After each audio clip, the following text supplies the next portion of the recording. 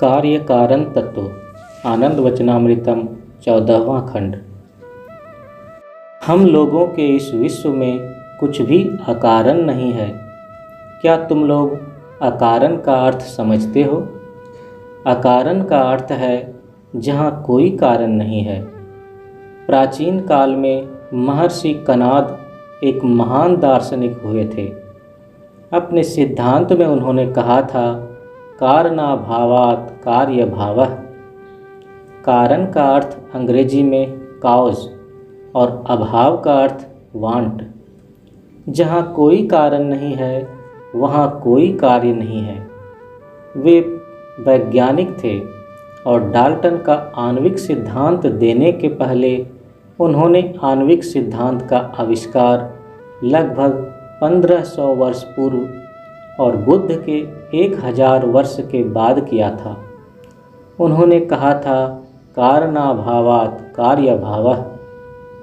जहाँ कोई कारण नहीं है वहाँ कोई कार्य नहीं हो सकता। और इस तथ्य को उन्होंने स्थापित किया, हम लोगों के इस विश्व में सब कुछ ही सकारण है। हम लोग अभी यहाँ हैं।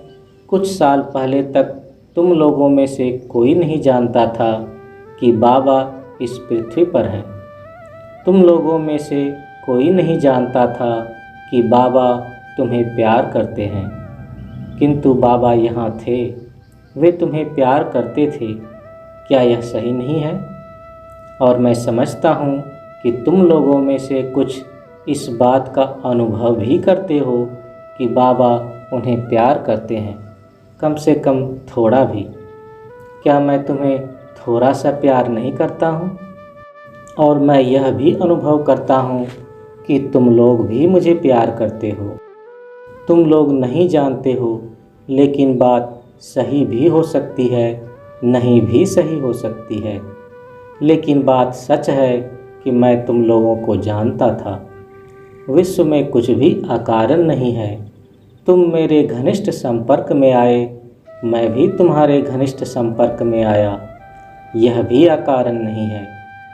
निश्चय ही इस घटना के पीछे कुछ निहित कारण है।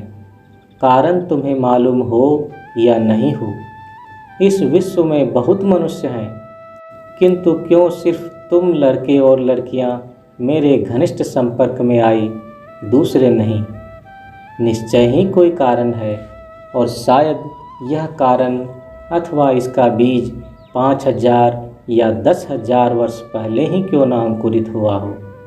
बीज था और धीरे धीरे अंकुरित हुआ, और जब वह अंकुर निकल गया तो तुम लोग मेरे संपर्क में आए।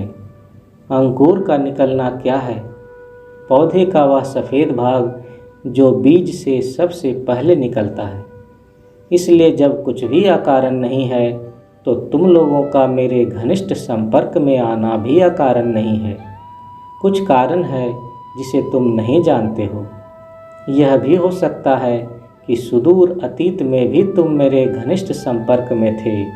यह बात इस धरती या इस ग्रह की भी हो सकती है, अथवा किसी दूसरे ग्रह की भी हो सकती है जहाँ तुम मेरे घनिष्ठ संपर्क में आए थे। हो सकता है कि उस ग्रह पर हम लोग इसी तरह साथ बैठे हों और निश्चय किए हों कि हम लोग उस छोटे से ग्रह जिसे पृथ्वी कहते हैं चलें और कुछ काम करेंगे। और हम लोग उस वादा को पूरा करने के लिए इस पृथ्वी पर आए। इसलिए कुछ भी अकारण नहीं है। इस काउज एंड इफेक्ट थ्योरी को कार्य कारण तत्व कहा जाता है। कार्य का अर्थ है इफेक्ट, कारण का अर्थ है काउज, और तत्व का अर्थ है थ्योरी। जो थ्योरेटिशियन हैं उन्हें आनंद मार्ग में तात्विक कहा जाता है, क्योंकि तत्व माने थ्योरी। इस कार्य कारण तत्व का विस्तार या दायरा मन के दायरे के भीतर है, सामूहिक अनुचैतन्य माइक्रोकॉस्म के दायरे में और भूमा चैतन्य मैक्रोकॉस्म के दायरे में। पृथक रूप से भूमा चैतन्य और सामूहिक अनुचैतन्य के दायरे में भी। इस अंतर को तुम लोगों को समझना चाहिए। एक व्यष्टि विशेष या प्राणी विशेष की चैतान्विक संरचना अनुमानसिकीय है, किंतु परम पुरुष का मन सामूहिक अनुमन से बड़ा है, क्योंकि समस्त पंचभूतात्मक स्थूल जगत भूमा मन का ही एक भाग है, अर्थात परम पुरुष के मन का एक अंश है। यह कार्य कारण तत्व सामूहिक अनुमन के दायरे में काम करता है और इस सामूहिक अनुमन के दायरे के बाहर भी कार्य कारण तत्व काम कर सकता है, जो भूमा मन के दायरे के अंदर है। लेकिन जैसा कि हम लोग भूमा मन को अनुभव के दायरे के अंदर नहीं ला सकते हैं, इस पर तर्क और विचार मंथन अनावश्यक है।